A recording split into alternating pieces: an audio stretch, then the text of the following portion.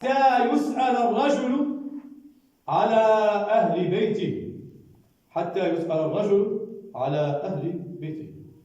ومن هنا نعلم أن الأولاد أمانة في أعناق الآباء والأمهات والمربين وكل المتدخلين في هذا الشأن.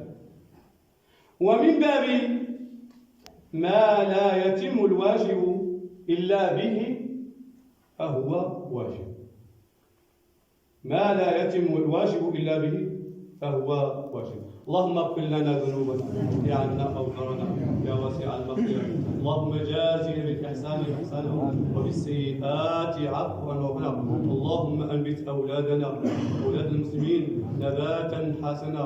اللهم يا رب احفظهم، اللهم يا رب يسر أمورهم يا ذا الجلال والإكرام. نفعني الله وإياكم بالقرآن المبين وبحديث سيد الأولين والآخرين، وأجعلنا وإياكم من عذابه المهين. فاستغفروه من كل ذنب يغفر لكم إنه هو الغفور الرحيم، هو الحي لا إله إلا هو، فادعوه مخلصين له الدين. الحمد لله رب العالمين.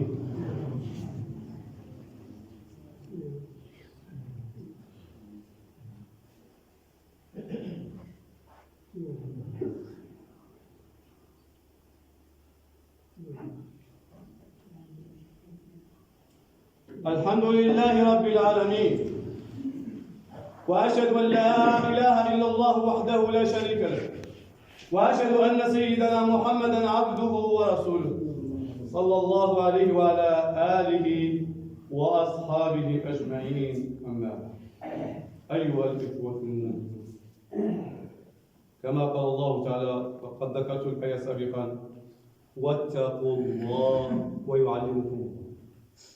بمعنى إذا بغينا نزيد في المعرفة كنا صغارا أو كبارا نتقوا الله سبحانه وتعالى، نتقوا الله سبحانه وتعالى في زوجاتنا، في أولادنا، في أنسابنا، في جيراننا، في عبادتنا، في معاملتنا، في الأفعال والأقوال. والله سبحانه وتعالى قال: واتقوا الله ويعلمكم الله. بمعنى بالتقوى الله سبحانه وتعالى يزيد الإنسان المعرفة. لأن شنو المعنى ديال التقوى؟ امتثال الأوامر الله سبحانه وتعالى والنبي صلى الله عليه وسلم، وكذلك داك الشيء اللي هكا الله سبحانه وتعالى والنبي صلى الله عليه وسلم كان انتهى عنه، المعرفة ديال التقوى. والإنسان إذا اتبع طريق الله سبحانه وتعالى ما أمره الله وما أمره الرسول يكون من المتقين، وإذا انتهى عن طريق الأخرى نهاه الله سبحانه وتعالى والنبي صلى الله عليه وسلم يكون من المتقين. ولهذا قال: واتقوا الله ويعلمكم. اللهم اجعلنا جميعا من المتقين.